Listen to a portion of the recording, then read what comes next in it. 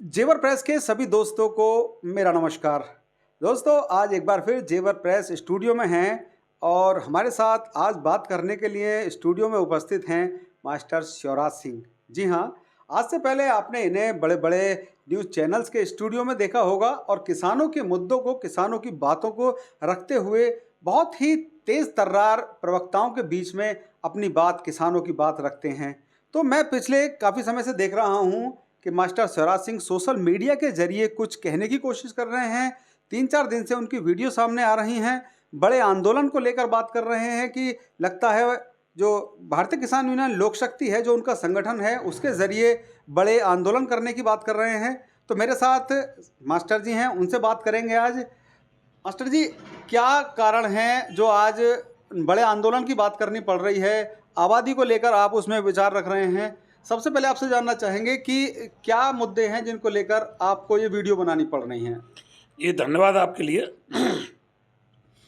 चंचल शर्मा जी, हमने बहुत बड़े बड़े आंदोलन किए। यमुना एक्सप्रेसवे का भी हमने बहुत बड़ा आंदोलन किया था जी। और जिस समय यमुना ताज हाईवे का हमने आंदोलन किया,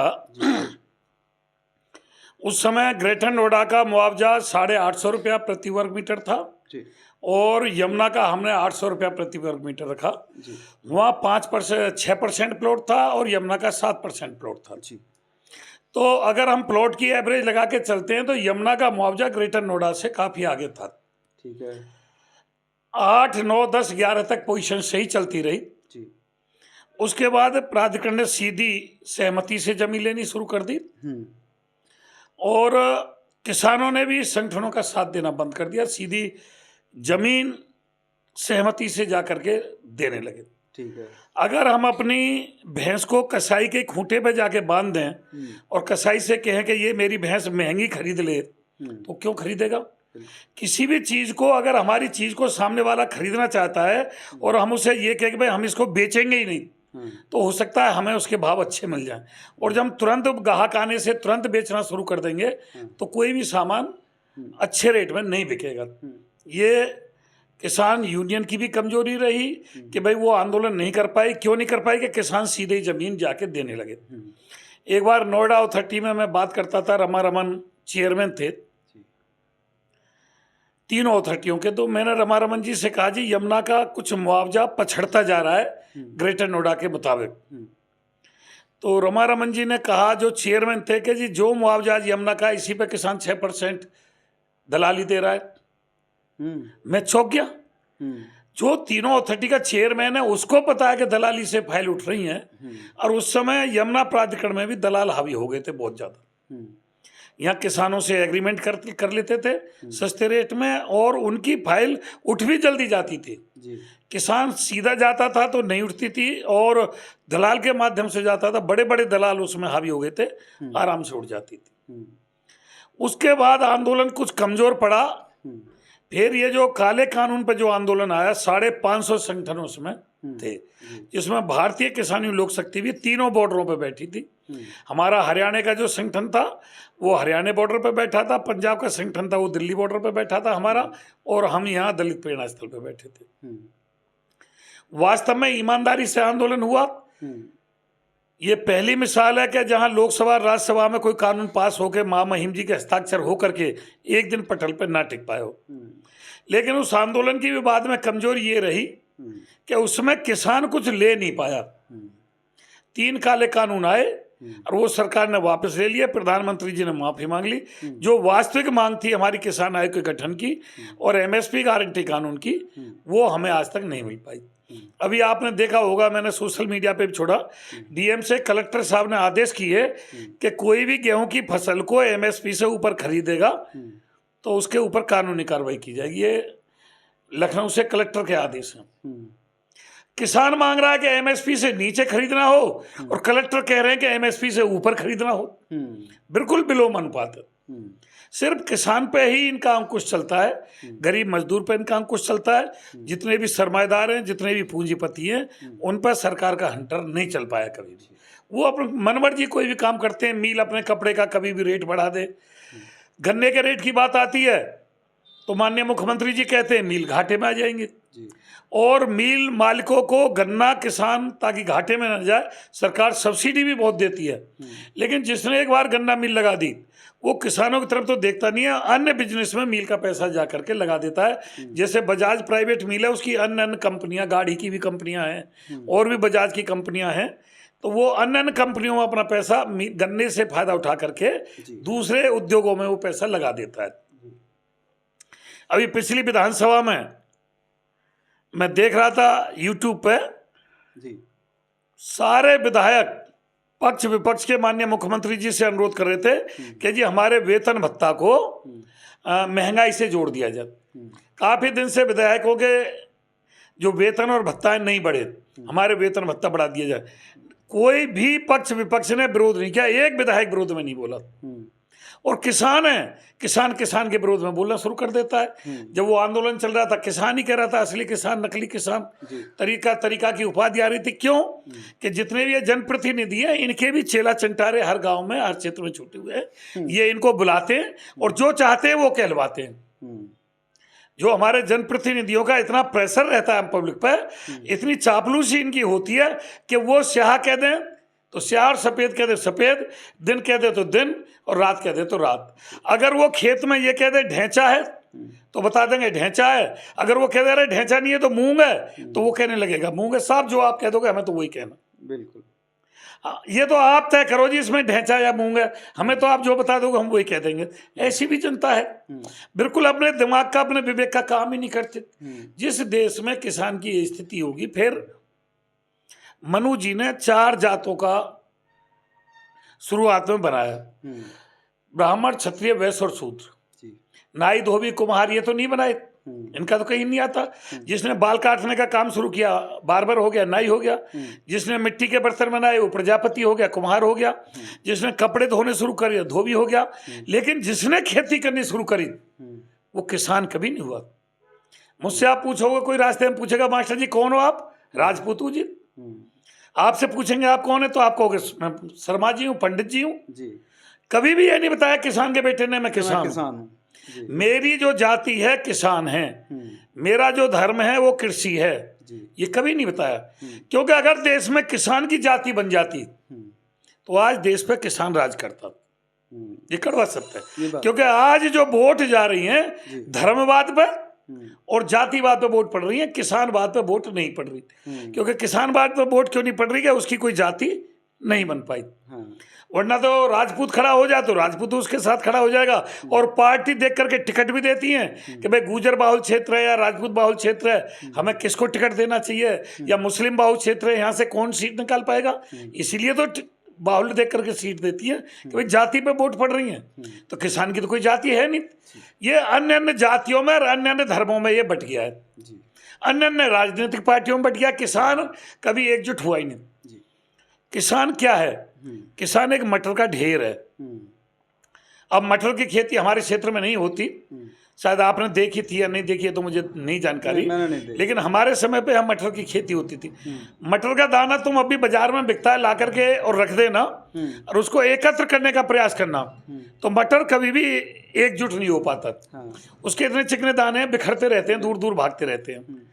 और अगर धीरे धीरे कर भी दिया उसको तो जरा सी उसमें ठोकर मारो तो दाना दाना दूर दूर हो जाता है। तो किसान मटर के ढेर की बराबर है, ये कभी एकजुट ना हुआ और नहीं होगा। वकीलों की हड़ताल हो, सारे वकील हड़ताल पर, लखनऊ तक वकील हड़ताल पर। डॉक्टरों की हड़ताल हो, सारे डॉक्टर हड़ताल पर। रोजबेड की हड़ताल हो, सारे ड्राइवर हड़ताल पर। किसी भी विभाग की हड़ताल ले लो, सब एकजुट हो जाते हैं। विधायक भी हड़ताल करेंगे अपने वेतन भत्ता के तो सारे विधायक एक हो जाएंगे। तो किसान की ना तो कभी हड़ताल सक्सेस हुई है और ना कभी किसान एकजुट हुआ, ये इसका दुर्भाग्य रहा है। दूसरी मैं आपको बताऊं, आज यूनियनों का दौर है। कुछ दिन पहले राजनीतिक पार्टियों का दौर चलता था, आज यूनियन का दौर है। क्योंकि कुछ राजनेताओं ने चमक धमक पैदा कर ली, सच्चाई तो ये है। बड़ी बड़ी गाड़ी, क्लब के कपड़े, ड्राइवर साथ में, गनर साथ में। वो कहाँ से आया, कैसे आया, इतनी बड़ी बड़ी गाड़ी उन पर कहाँ से आई, ये तो वो जाने। तो आम आदमी ने देखा कि जो राष्ट्रीय अध्यक्ष बन जाता है उस, मेरे पास तो है नहीं। हाँ, वही मैं कह रहा हूँ, आप ही एक ऐसे राष्ट्रीय अध्यक्ष मेरे पास तो है जिसके पास 2-4 वोट चुनाव नहीं चल रहे। वो ये देखते हैं कि भाई राष्ट्रीय अध्यक्ष बनते ही फॉर्चूनर आ जाती है, जी। कम से कम फॉर्चूनर या सफारी गाड़ी तो आई जाती है, तो तुम राष्ट्रीय अध्यक्ष बन जाओ, तुम्हारे पास भी आ जाएगी। जब से ये दौर चला, गांव-गांव राष्ट्रीय अध्यक्ष बनने शुरू हुए, कुछ जनप्रतिनिधियों ने बनवाए और कुछ सरकार ने बनवाए, क्योंकि बड़े संगठनों को कमजोरी लाने के लिए, जो ईमानदारी से आवाज उठाते थे उससे कमजोर करने के लिए, मुझे भी यहाँ जेवर क्षेत्र में, रघुपुरा क्षेत्र में कमजोर करने के लिए मेरे पास भी जनप्रतिनिधियों ने संगठन खड़े किए, और वो उन्हीं के चेला चंटारे थे जिन्होंने संगठन बनाया। आशीर्वाद भी वहीं से मिला उन्हें। कुछ यहाँ टोल पे नंबर लेने और गाड़ी निकालने, और उनका कोई काम नहीं। यहाँ आई, पंचायत की नंबर ली और गाड़ी निकाली, बस उनका राष्ट्रीय अध्यक्ष पूरा हो गया। उन्हें किसान की लड़ाई से, किसी से क्या मुद्दे हैं, किसान की क्या आवाज उठानी चाहिए, उन्हें इस बात की कोई जानकारी नहीं। बिल्कुल सही कह रहे हो मास्टर, कम से कम 50 किसान संगठन है जेवर हाँ, में आज की डेट में, कम से कम, और उनके पास एक ही मुद्दा है कि उनका टोल कैसे निकले। इसके अलावा उन पर कोई ना सवाल है, ना मुद्दा है, ना कोई लड़ाई है। कुछ राष्ट्रीय अध्यक्ष तो ऐसे हैं कि वो अकेले ही हैं, उनके पास और दूसरा है ही नहीं, एक के सिवा दूसरा है। मैंने देखा भी पीछे टोल पे 3-3 किसान संगठनों के संगठन एक साथ बैठ के धरना दे रहे थे, और वो ये कहते हैं हम नंबर लेने नहीं आए जी, हम लोकल को निकालने आए जी। लोकल फ्री निकलना चाहिए, आवाज यहीं से उठाते हैं। और संगठन आए होंगे नंबर लेने, मैं नंबर लेने नहीं आया, सबसे पहले वो यही क्वेश्चन करते हैं जी। लेकिन है कुछ नहीं, सब जानते हैं सबका। देखो, पहले हम जैसे जो किसान थे उनके घर में बेझर की रोटी बनती थी, गेहूं चना, गेहूं जो चना, मटर जो चना, ऐसी रोटी बेझर उससे बोलते थे, जिसमें तनाजा बोलते थे, 3 नाज जिसमें होते थे। और जो जैसे हमारे जनप्रतिनिधि हैं बड़े बड़े, जैसे हमारे शर्मा जी हैं, सांसद जी हैं, इनके घर में गेहूं की रोटी बनती थी। हमारे यहाँ बच्चा गेहूं की रोटी के लिए तरसता था, कैसे मिल जाए। आज सबके घर में गेहूं की रोटी बनती है, तनाजे की रोटी। तो वो जिन घरों में तनाजे की रोटी बनती थी वो बड़े घरों में चली गई हैं, बल्कि वो 7 नाज की बनवा रहे हैं वो, और कई नाज मिला करके रोटी बनवा रहे हैं। उल्टा हो गया है, उल्टा हो गया। तो अब हर घर में गेहूं की रोटी, हर आदमी विवेक रखता है, हर आदमी दिमाग रखता है। गेहूं की रोटी का मतलब ये है कि आज हर आदमी समझता है कि कौन ईमानदारी से लड़ाई लड़ रहा है, कौन दफ्तरों में जाकर अधिकारियों के पैर छू रहा है, कौन अधिकारियों को जाकर के गुलदस्ता भेंट कर रहा है, कौन अधिकारियों को जाकर के पगड़ी बांध रहा है, कौन दफ्तरों में जाके 120 अंश के कोण पे झुक करके गेट से ही जा रहा है। ये सब जनता समझ गई है और देख लिया है। कुछ फॉर्मेलिटी की जा रही है अपने पर्सनल मामलों को बचाने के लिए, बाद बाकी ईमानदारी से कहीं आवाज किसान की नहीं उठाई जा रही। हमारी भी कल यमुना विकास प्राधिकरण में मुख्य कार्यपालक अधिकारी डॉक्टर अरुणवीर जी से कुछ बिंदुओं पर वार्ता है। बहुत सारे बिंदु ऐसे हैं कि जो हो जाने चाहिए। जी, जेवर एयरपोर्ट बन रहा है, लेकिन इसके सामान आने के लिए शासन प्रशासन ने अथॉरिटी ने तैयार नहीं की। सबसे पहले जेवर का बाईपास होता, जेवर में भारतीय किसान लोक शक्ति आपने देखा होगा हमेशा जाम की आवाज उठाई, और किसी संगठन ने जेवर जाम की आवाज नहीं उठाई। जेवर सीमा विस्तार की आवाज उठाई तो सिर्फ हमने उठाई, किसी ने नहीं उठाई। नोएडा का किसान आकर के यमुना विकास प्राधिकरण में पुश्तैनी माना जाता है, और यमुना विकास प्राधिकरण का किसान यमुना विकास प्राधिकरण में टप्पल में जाकर के गैर पुश्तैनी माना जाता है। ये सबसे बड़ा दुर्भाग्य है। अरे भाई, एक यीडा महानगर बना, जैसे दिल्ली महानगर है, लखनऊ महानगर है, ऐसे यीडा महानगर बना, तो महानगर में महानगर का किसान पुश्तैनी ना हो, अगले जिले की सीमा लगते ही अगर वो गैर पुश्तैनी मान लिया जाए। पुश्तैनी मतलब क्या होगा? पुश्तैनी एक वो होता है जिससे 7% का लाभ मिल रहा है, उसे पुश्तैनी मानते हैं। मतलब आप, और गैर पुश्तैनी वो मानते हैं जो सीमा से बाहर आकर के जिसने जमीन खरीदी है। अच्छा। यमुना विकास प्राधिकरण में पहले औरत के नाम प्लॉट नहीं था। जो हम आए तो एक साथ ही हमारा मिला के जी हमारा 7% का प्लॉट नहीं लगाया। जब हमने वहाँ इंक्वायरी करी, बोले जी महिला के नाम जमीन है। क्या मतलब कि महिला गैर पुश्तैनी में आती है, वो सोचते ना हरियाणा से शादी करके ले आए। भाई ये बात तो गलत है। तो उस समय रमा रमन जी चेयरमैन थे, उन्हीं से हमने कहा, वो इसको करके भी गए। मिनकी जी, पहले तो गवर्नमेंट 2% का लालच दे के महिला के नाम जमीन कराना चाह रही है, फिर मैं परिवार का मुखिया हूँ, मेरा बच्चा शराबी है, जुआरी है, और मुझे पता मेरे मरने के बाद जमीन इसके नाम जाएगी और वो जुआ में बेच देगा, और मैंने अपने जीते जी पुत्रवधू के नाम बेनामा कर दिया, तो आपका प्राधिकरण तो उसको गैर पुश्तैनी नहीं मान रहा, 7% के प्लॉट का लाभ नहीं दे रहा। तो उनकी समझ में आई और वो चीज़ उन्होंने सही कर दी। आज महिलाओं के नाम जो, और मैंने कहा हम तो हरियाणा में भी आए हैं, लेकिन शादी करके लाए हैं, हमारी जो घरवाली है पुश्तैनी है, आप गैर पुश्तैनी हमारी घरवाली को कैसे बता सकते हैं? ये बात हमने उनसे कही, तो उन्होंने उस बात को माना और किया भी।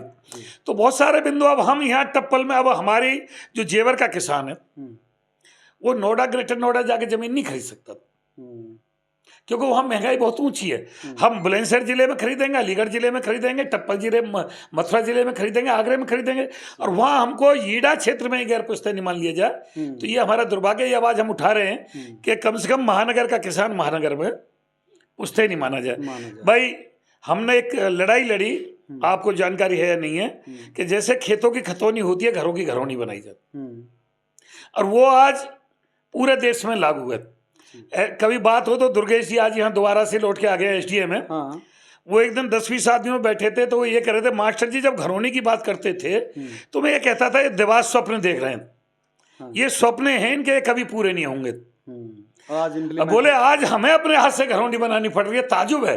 मास्टर जी ने एक राष्ट्रीय स्तर पर कानून बना, ये हमारे उत्तर प्रदेश में नहीं, पूरे भारतवर्ष में स्वामित्व योजना के तहत घरों की घरौनी अब बन रही है। लेकिन हमारा दुर्भाग्य कि हमने आवाज उठाई और जीडा महानगर घोषित होते ही हमारे गांव में घरौनी नहीं बनी कि जी आप तो क्योंकि हमने शब्द लिखा गांव में, जैसे गांव में खेतों की खतौनी होती है, गांव में घरों की घरौनी बनाई जाए, हमने गांव में मानना था। अब हमें यह पता नहीं था कि हम महानगर में आ जाएंगे। हम तो आज भी अपने आप को गांव में मानते हैं, लेकिन हमें घरौनी के अधिकार से वंचित कर दिया। जी, मतलब हमारे गांव में घरौनी नहीं बन रही है? नहीं, हमारे यहाँ ये सवाल हमेशा आगे अटक जाता है अधिकारियों के सामने कि भाई हमारा कौन सा एरिया, हम शहर में है या गाँव में है। ये जब सवाल पूछ लिया जाता है तो इसका कोई जवाब, कागजों में हम महानगर में आ गए, कागजों में, और सुविधाओं के नाम पे हम गाँव में हैं। हाँ, ये क्या है? ये ईडा महानगर, जहां तक यमुना विकास प्राधिकरण का नोटिफाई क्षेत्र है, वो पूरा नोटिफाई क्षेत्र ईडा महानगर घोषित कर दिया है, जैसे दिल्ली महानगर है जी। तो महानगर घोषित होते हम घरौनी के अधिकार से वंचित हो गए। हालांकि हमने कहा है आप घरौनी नहीं बना सकते तो उसी तर्ज पे मकान की मकान ही बना दो, ये हमने दूसरा रास्ता निकाला है। बात चल रही है, खैर नहीं छोड़ेंगे। और आपको मैं बता दूं बड़े फख्र के साथ, गर्व के साथ, हिंदुस्तान में अभी तक कोई भी ऐसा किसान संगठन नहीं है जिसने राष्ट्रीय स्तर पर कोई कानून बनवाया हो। भारतीय किसान लोक शक्ति एक ऐसा संगठन है जिसने राष्ट्रीय स्तर पर कानून बनवाया। ट्रामा सेंटर मेरे गांव में बना, इसे मैं ही लेकर के आया, 150 बेड का अस्पताल और ट्रामा सेंटर। 5 साल से हम बराबर ईएसआई की मांग कर रहे थे, जो राज्य कर्मचारी बीमा निगम का ईएसआई कर्मचारियों का जो अस्पताल होता है, तो उसमें आपको खुशखबरी बता देता हूं मैं, उसमें कैंसर की भी शाखा, मतलब अस्पताल नहीं, यूनिवर्सिटी पास हो गई है, और उसमें मेडिकल भी रहेगा, कैंसर का भी इलाज होगा, और आम आदमियों का भी, कर्मचारियों का नहीं होगा जिनकी ईएसआई कटती है, आम आदमियों का भी उसमें इलाज होगा, क्योंकि यूनिवर्सिटी होगी, मेडिकल कॉलेज होगा। मेडिकल कॉलेज होगा तो हमें भी उसका लाभ मिलेगा, और ये जेवर एयरपोर्ट के आसपास कहीं रहेगा। इसके लिए मैं प्राधिकरण के जो मुख्य कार्यपालक अधिकारी हैं उनको धन्यवाद भी देता हूं कि उन्होंने कहीं ना कहीं पत्राचार किया, और श्रम मंत्री जी को भी धन्यवाद देता हूं, और राज्य कर्मचारी बीमा निगम कंपनी को भी धन्यवाद देता हूं कि वो हमारे यमुना विकास प्राधिकरण में एक बहुत बड़ा देश लेवल का अस्पताल बनाने जा रहे हैं। हालांकि 30 एकड़ जमीन इन्होंने अभी बोर्ड में पास की है, 200 एकड़ की हमारी मांग चल रही है कि 200 एकड़ में ये बनाया जाए। 30 में तो हो ही गया, ये तो कंफर्म हो गया, लेकिन 30 एकड़ से 150 बीघा से बढ़ा करके 200 एकड़ में लगभग 1000 बीघा में ये यूनिवर्सिटी बने, जिसमें पूरे क्षेत्र वालों को स्वास्थ्य लाभ मिल सके। ये 2 डिग्री कॉलेजों के हमने मुख्यमंत्री जी को कई बार ज्ञापन दिए थे, जो रऊपुरा और जेवर में डिग्री कॉलेज बने हैं, तो मुख्यमंत्री जी ने कहा था कोई समय आएगा तो मैं डिग्री कॉलेज आपको दूंगा। उन्होंने रऊपुरा में और जेवर में डिग्री कॉलेज दिया, मुख्यमंत्री जी के लिए भी धन्यवाद। तो आदमी मन से काम करता है तो लाभ मिलता है। हमने एक अथॉरिटी से मांग की थी कि हमें जो एक, जब ये बच्चा जीत के आया था गोल्ड हमारा जेवर का, कि जेवर के लाल तूने कर दिया कमाल, मिनकी जी एक ट्रेनिंग सेंटर और एक छोटी हमें जो स्टेडियम दिया जाए, तो शायद एक स्टेडियम भी पूरे जेवर तहसील में कहीं भी बने हो, लेकिन एक स्टेडियम भी पास हो गया है। और खेल जगत की तरफ हमारे युवाओं को उससे बहुत अच्छा लाभ मिलेगा। उसके लिए भी शासन प्रशासन सरकार को धन्यवाद। कोई चीज़ हम मांगते हैं, हमने एक मांग की थी कि भाई ओपन जिम लगाई जाए यमुना विकास प्राधिकरण के गांव में, तो ओपन जिम की भी बात उसकी मान में ली। लगाई भी गई है अभी लगी नहीं है, लेकिन तैयारी चल रही है, पास हो गई है। नहीं, कई गांवों में लगी, उधर लगी थी, दूसरे गांव में जहांगीरपुर के पास में, इधर यहाँ देवी मंदिर पे भी लगाई वो गई कोई थी। अलग से होंगी, यमुना विकास प्राधिकरण की अभी चल रही है। यमुना विकास प्राधिकरण अब मान गया है उसको। और मैंने कीजिए जब यहाँ भीड़ भाड़ा हो जाएगा तो सुबह को टहलने का वो आ गया है, तो हर गांव में एक रेसिंग ट्रैक बनाया जाए। इन चीज़ों पर सहमति बन गई है। बेरोजगारों के लिए, क्योंकि हमने देखा पहले हमारे बच्चे बाहर की आईडी बनवाते थे, क्योंकि हमारे यहाँ के बच्चों को कंपनी लेती नहीं थी। अलीगढ़ की, मथुरा की आईडी बनवा करके लगते थे कंपनियों में। अब जब से हमने 40% कोटा कंपनियों में करवाया, अब बाहर के बच्चे यहाँ की आईडी बनवा के लग जाते हैं, हमारे यहाँ की आईडी। तो उसके लिए हमने एक एकल खिड़की की मांग की थी कि यमुना विकास प्राधिकरण में एक एकल खिड़की बने, बच्चे वहाँ रजिस्ट्रेशन करें और फिर वरीयता के आधार पर, मेरिट के आधार पर उनको नौकरी दिलाई जाए।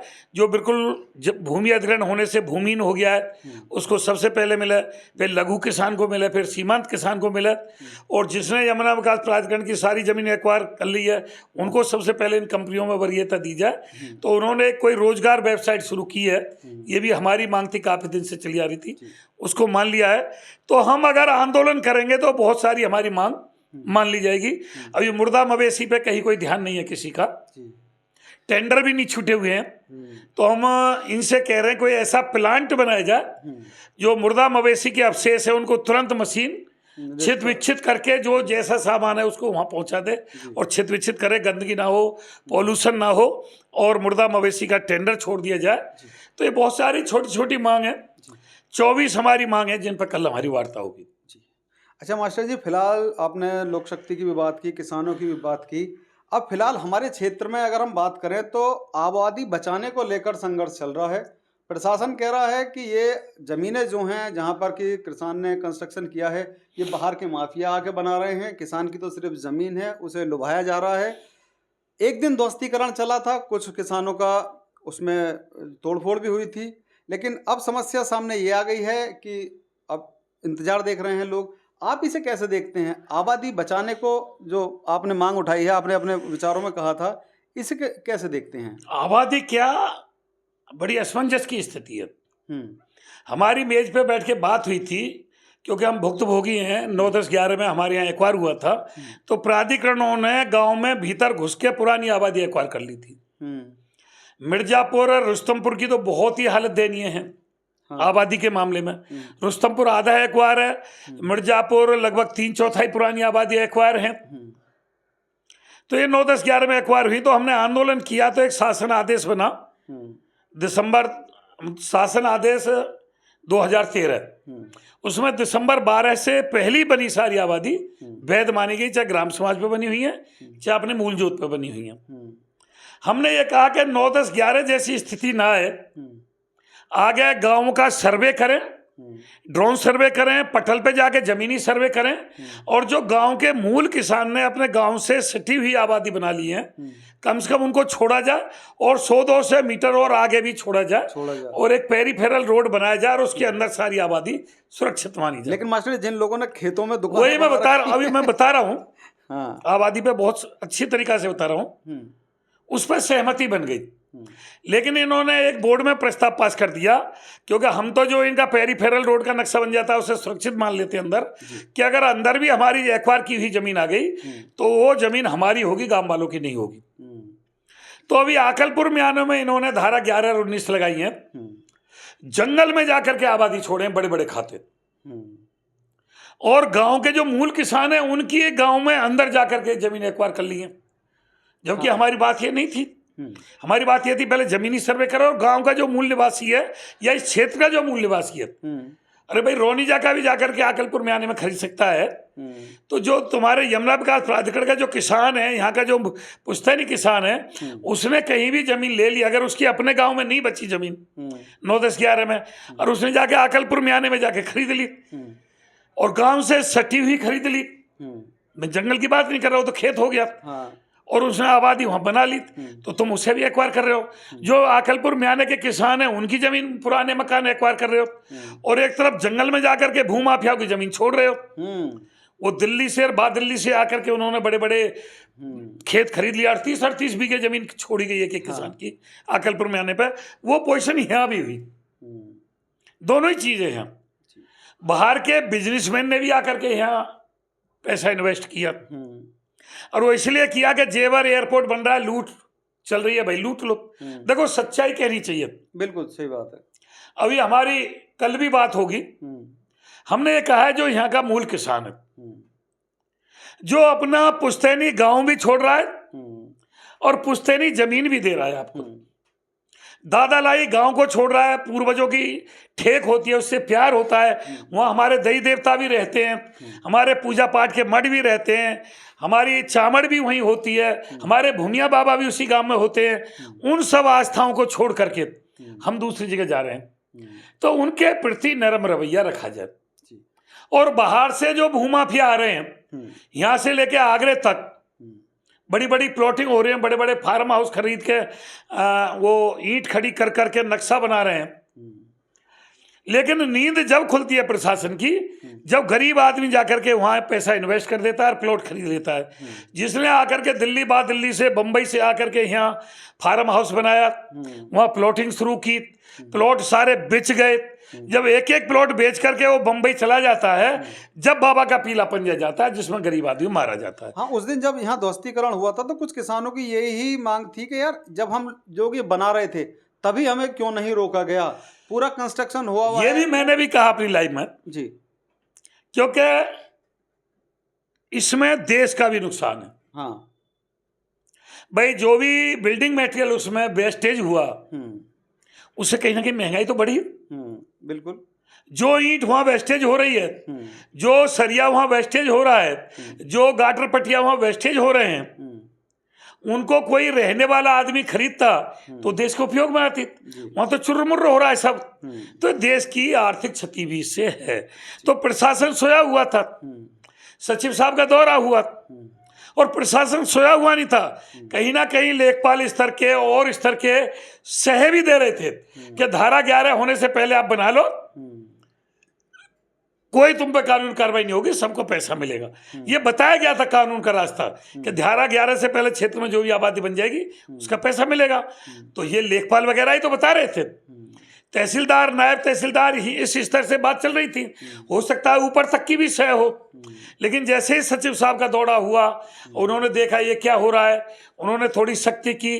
तो उन्होंने ये नहीं पूछा कि भाई आपको जब यहाँ तैनात किया, पुलिस भी यहीं तैनात थी, तहसील भी यहीं तैनात थी, अथॉरिटी भी यहीं तैनात थी, तो क्या कुंभकर्ण की नींद सो गए थे उस समय? तो जी, उस समय कुंभकर्ण को जगाने में काफी समय लगा था।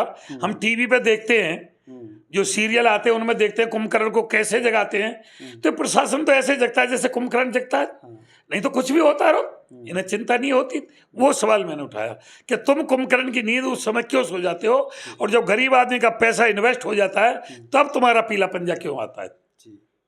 तो मास्टर जी, अब 24 सूत्रीय जो आपने मांग लेकर आंदोलन की बात कही, आप उनसे बात करने की बात कर रहे थे अरुणवीर सिंह जी से, अधिकारी से, उसको लेकर अब क्या प्रक्रिया होने वाली है? बातचीत ही होगी या फिर आंदोलन का कोई पक्का बना लिया है मैंने? देखो, आंदोलन तो देश में जरूरी है जी। मेरी मजबूरी ये है कि एक तो आदमी आज उस संगठन में ज्यादा काम करना चाहता है कि जहां थोड़ा सा घर का खर्चा पानी निकाल लावे सुबह से शाम तक। जी। देखो, मैं खुला बता रहा हूं, मेरे यहाँ छूट नहीं है थाने तहसील में दलाली करने की, और खुला के मैं चैलेंज करता हूं, मेरे संगठन में एक भी कार्यकर्ता कहीं भी थाने तहसील में दलाली करता हुआ पकड़ा गया तो कान पकड़ के बाहर कर दूंगा। एक तो मेरे पास इसलिए आदमी कम आता है, दूसरा इसलिए कम आता है कि कहीं ना कहीं से वो भयभीत भी है। मैं नाम लेना नहीं चाहूंगा, एक परिवार से तो इतना भयभीत है वो कि अगर मेरे पास आ गया तो पता नहीं वो परिवार सूली पे चढ़ा देगा, जबकि वो परिवार किसी को नहीं कहता कुछ भी, लेकिन उस परिवार की भय जबरदस्ती है। जेवर तक भय, धनकोट तक भय, और रोपड़ा थाना क्षेत्र में तो मेरे पास आदमी आने को तैयार नहीं है। उस परिवार की वजह से पता नहीं क्यों भयभीत। परिवार कह रहा है आप आंदोलन करो, सबको जोड़ो, मैं आपके साथ हूं, इनडायरेक्ट। जी। क्योंकि मैं जनप्रतिनिधि हूं, मैं कोई आवाज नहीं उठा सकता, मेरी बहुत सारी मजबूरी है, लेकिन यहाँ आवाज उठाने की आवश्यकता है। आप आवाज उठाइए, बिल्कुल। लेकिन जनता हमारे साथ नहीं आने को भयभीत है। भाई मास्टर जी के साथ चलेगा तो पता नहीं तुम सूली पर चढ़ जाओगे। अब इस भय को कौन निकाले? अपने अधिकार के लिए बोलना पड़ेगा। देखो आज हमारे मकानों पे बुलडोजर चल रहा है। आज आकलपुर में आने में पुरानी आबादी एक्वायर हो रही है, वो भी बुलडोजर ही मानो। हाँ। जो सरकार के नाम चढ़ गई, आज नहीं तो आज के दिन उस पर बुलडोजर चलेगा, ले ली जाएगी। तुम ततैया के छत्ता पे हाथ डाल दो, तुम मधुमक्खी के छत्ते पे हाथ डाल दो, तुम चींटी के बिल पे पैर रख के देख लो, सबसे छोटा है वो पशुओं में, जानवरों में, वो भी अटैक करती है और हिला के रख देती है हाथी जैसे जानवर को। मनुष्य कितना तगड़ा होता है चींटी के सामने, लेकिन उसके बिल पे पैर रख गया तो मनुष्य को नचा देती है। लेकिन यहाँ किसान है, कोई घर तोड़ दो, कोई आबादी तोड़ दो, कोई सस्ते में जमीन ले लो, कोई बोलने को तैयार नहीं, और जो बोलता है उसकी टांग खींचते हैं। अच्छा मास्टर जी, हमारे यहाँ जो एक्वायरमेंट हो रहा है वहाँ पर सहमति देने से पहले जब शुरुआत होती है तो किसान अलर्ट रहता है कि भाई ज़मीन किसी को नहीं देनी। फिर उसमें क्या होता है, किसान ही 3 जगह बढ़ जाता है। एक तो वो लोग जिन्होंने छोटी छोटी ज़मीन ले रखी हैं, एक तो उनकी सहमति प्रशासन को पक्का, बहुत सारे तंत्र, दूसरे एक बाहर से अपना बहुत सारे जो गाँव छोड़ के बाहर चले गए। आप नहीं मानोगे, बहुत सारे तंत्र हैं। जो सरकारी मास्टर है उसको कहा जाता है, जो राशन डीलर है उसको कहा जाता है, परिवार में कहीं भी सरकारी नौकरी है उसको कहा जाता है, जो थोड़ी बहुत प्रॉपर्टी डीलिंग की दुकान खोल के बैठा है उसकी कमजोरी ढूंढी जाती है। मेरी कमजोरी तो 9, 10, 11 में ढूंढी गई ना। अभी बेचारे वो स्वर्ग सिनार गए थे, शैलेंद्र एसडीएम यहाँ रहे थे 9, 10, 11 में, तो फिर वो वहाँ खुर्जा बुलंदशहर काम कर रहे थे। पता चला भी 2 महीने पहले उनका स्वर्गवास हुआ। तो उस समय मेरी जांच पहले बीएसए को दी गई, मास्टर लगता है मेरे नाम के पहले। अच्छा। फिर डीआईएस को दी गई, अंत में शैलेंद्र को दी गई कि इन्हें देखो कहाँ पढ़ाते हैं, लेकिन मेरा कहीं स्कूल ही नहीं पाया उन्हें, मेरी कमजोरी नहीं पाई। ये देखो इन्होंने ग्राम समाज में कितनी जगह चुनी हुई है, इन पर मुकदमे कितने। ये जांच हमारी, मैं इन जांचों से ऊपर उठ के आ चुका हूँ, अब तक मैं इन दौर से गुजर चुका हूँ। बहुत सारे तंत्र होते हैं और उनको इतना कमजोर किया जाता है। किसी को लाइसेंस का, अरे तुम्हारा भाई लाइसेंस बनवा देंगे, तुम्हें किसी दुकान का कोई वो दे देंगे, एजेंसी दे देंगे तुम्हें, और भाई तुम डीलर हो, भाई तुम्हारी सरकारी दुकान है वो छिन जाएगी, तुम भाई लेखपाल हो, तुम लाओ। जैसे पहले ऑपरेशन जब हुए थे ना मायावती के दौर में, आपने नहीं देखा वो दौर, हमने देखा था, तो जितने भी सरकारी कर्मचारी थे सबसे 2-2 ऑपरेशन मांगे गए थे। अच्छा। नौकरी बचाने के लिए 2-2 ऑपरेशन मांगे गए थे। जब उनकी सरकारी नौकरी बची तो किसी बुड्ढे को, किसी को भी वो ले जा करके देते थे केस उनको, सरकार को। फिर ऑपरेशन पे 3 बीघे पट्टे का लालच दे दिया। तो लालच में ज्यादा सहमति लगती है। मतलब जैसे ऑपरेशन पे 3 बीघे जमीन प्रधान देता है, पट्टा काटता है जोत का, तो इसी प्रकार ये सहमति में भी कहीं ना कहीं लालच, बड़ा लालच उनको दिया जाता है। और गांव में हमारे ही चाचा ताऊ भैया भतीजे किसानों को बहका बहका करके रात को, शाम को 8 बजे से लेकर के 10-11 बजे तक वो सहमति का दौर चलता है। अच्छा। बैक डोर से। और आज इनकी सहमति पूरी हो गई और जो किसान नेता थे वो पंचायत करते रह गए, वो बोलते रह गए, समझाते रह गए। हमारी 2 साल की ट्रेनिंग फेल हो गई, उनकी 2 महीने की ट्रेनिंग पास हो गई, क्योंकि किसान अनपढ़ है, सीधा है, भोला है। मैंने लिखा भी अपने ज्ञापन में, हमारे क्षेत्र का किसान बहुत सीधा, सच्चा और भोला भाला है, ना अपनी बात कहना जानता है, ना अपने अधिकार को लेना जानता है। इस क्षेत्र से सीधा किसान कहीं नहीं है, क्योंकि ब्रजभूमि में आते हैं हम सब। ब्रजभूमि हमारे जेवर से आगे ब्रजभूमि लग जाती है, तो ब्रजभूमि का क्षेत्र है, कन्हैया जी का क्षेत्र है। यहाँ तो किसी की आत्मा दुखाना ही नहीं सीखा ये क्षेत्र का किसान, ये तो पेट भरने वाला किसान रहा। आज इनके मकान, दुकान, जमीन सब ली जा रही है, और लीका जा रही है, ठगी जा रही है। माननीय मुख्यमंत्री जी भी कह रहे थे, अरे भाई कितने सीधे किसान हो तुम, जेवर से चल के लखनऊ आए हो जमीन देने के लिए, मुझे आपकी जमीन लेने के लिए आपके यहाँ आना चाहिए था। या तो आप मुझे बुलाना नहीं चाहते हो, या आप ज्यादा भोले किसान हो, आप लड़ना नहीं जानते हो। उन्होंने 4500 कहा, उसका अर्थ 4300 निकाल लिया। अब 4500 का 4300 कैसे हो गया, ये बात आपके मुंह से ही जानना चाहूंगा। वो इसलिए हो गया कि वहां जो किसान गए थे, उन्होंने कहा कि बाबा, बाबा ने नहीं सुना कि बाबा, कि हाँ अयोध्या दिखा दो, वो बोले अच्छा भाई इनको अयोध्या ले जाना, हाँ, 200 रुपये तो कम करने हैं, हाँ, 4500 हो गया, इनको अयोध्या घुमा दिया।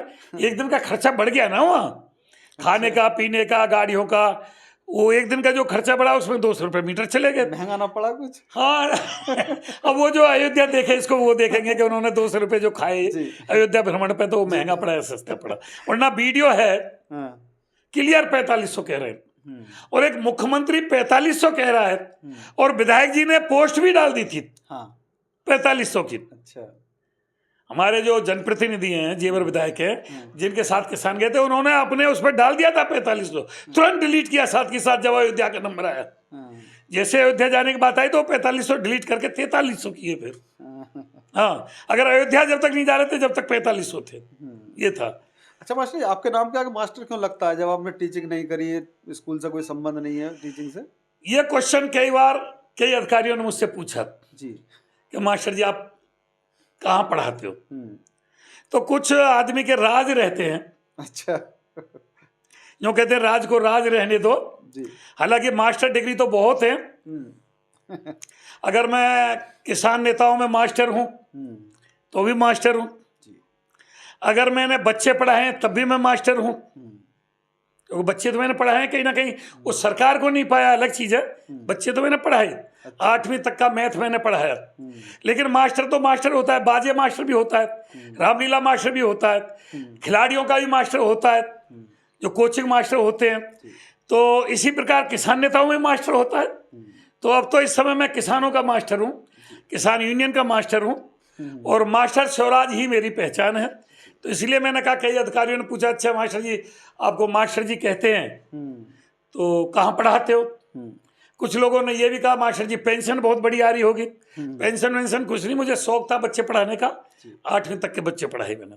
अच्छा जी, तो ये थे हमारे साथ आज पूरे बात करने के लिए, किसानों का मुद्दा रखा, किसान यूनियन का मुद्दा रखा, प्रशासन की बातें रखी, बेबाकी से सारे सवालों के जवाब दिए, और बहुत ही शानदार ये एक साक्षीकरण रहा। तो अगले मेहमान तक आप लोग इंतज़ार कीजिए, देखते रहिए जेवर प्रेस।